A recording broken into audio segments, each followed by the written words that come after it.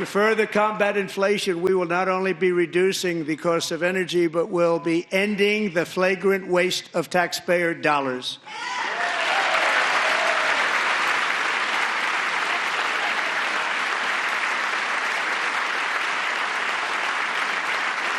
And to that end, I have created the brand new Department of Government Efficiency, DOGE. Perhaps you've heard of it. Perhaps.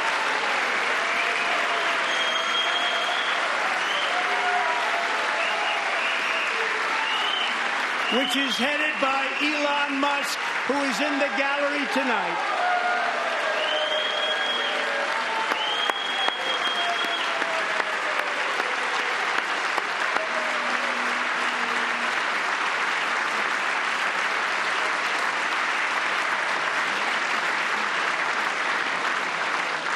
Thank you, Elon. He's working very hard. He didn't need this. He didn't need this. Thank you very much. We appreciate it. Everybody here, even this side, appreciates it, I believe. They just don't want to admit that.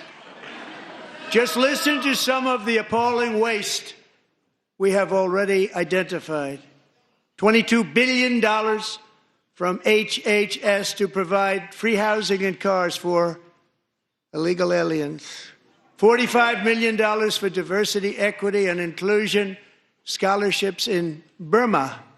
$40 million to improve the social and economic inclusion of sedentary migrants. Nobody knows what that is. $8 million to promote LGBTQI+ in the African nation of Lesotho, which nobody has ever heard of.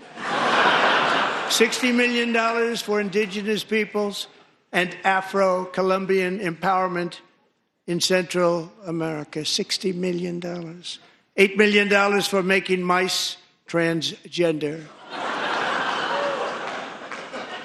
This is real.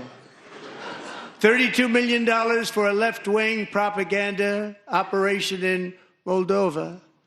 $10 million for male circumcision in Mozambique. $20 million for the Arab Sesame Street in the Middle East. It's a program. $20 million for a program. $1.9 billion to recently created Decarbonization of Homes Committee, headed up, and we know she's involved. Just at the last moment, the money was passed over by a woman named Stacey Abrams. Have you ever heard of her? A $3.5 million consulting contract for lavish fish monitoring. $1.5 million for voter confidence in Liberia. $14 million for social cohesion in Mali. $59 million for illegal alien hotel rooms in New York City. He's a real estate developer. He's done very well. $250,000 to increase vegan local climate action innovation in Zambia. $42 million for social and behavior change in Uganda. $14 million for improving public procurement in Serbia. $47 million for improving learning outcomes in Asia. Asia's doing very well with learning. We know what we're doing. Should use it ourselves.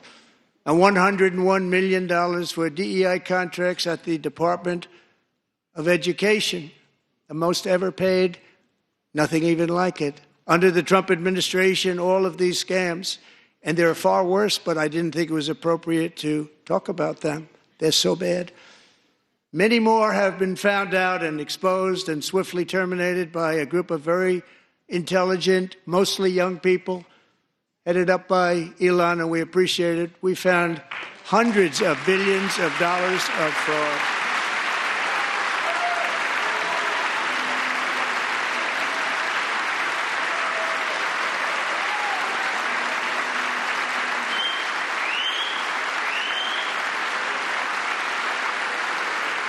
And we've taken back the money and reduced our debt to fight inflation and other things. Taking back a lot of that money. We got it just in time. This is just the beginning. The Government Accountability Office, a federal government office, has estimated annual fraud of over $500 billion in our nation, and we are working very hard to stop it. We're going to. We're also identifying shocking levels of incompetence and probable fraud in the Social Security program for our seniors, and that our seniors and people that we love rely on. Believe it or not, government databases list 4.7 million Social Security members from people aged 100 to 109 years old. It lists 3.6 million people from ages 110 to 119. I don't know any of them. I know some people that are rather elderly, but not quite that elderly. 3.47 million people from ages 120 to 129. 3.9 million people from ages 130 to 139. 3.5 million people from ages 140 to 149. And money is being paid to many of them. And we're searching right now. In fact, Pam, good luck. Good luck. You're going to find it. But a lot of money is paid out to people because it just keeps getting paid, and nobody does. And it really hurts Social Security and hurts our country. 1.3 million people from ages 150 to 159, and over 130,000 people, according to the Social Security databases, are age over 160 years old. We have a healthier country than I thought, Bobby.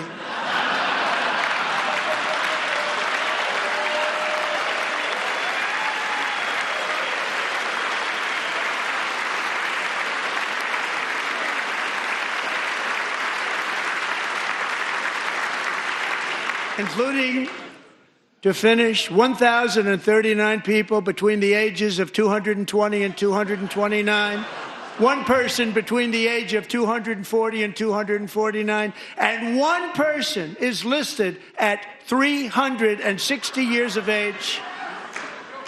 More than 100 years older than our country. But we're going to find out where that money's going. And it's not going to be pretty. By slashing all of the fraud, waste, and theft we can find, we will defeat inflation, bring down mortgage rates, lower car payments and grocery prices, protect our seniors, and put more money in the pockets of American families.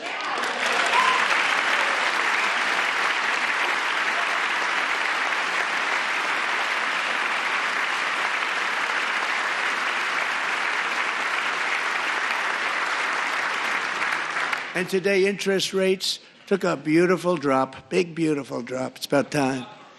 And in the near future, I want to do what has not been done in 24 years, balance the federal budget. We're going to balance it.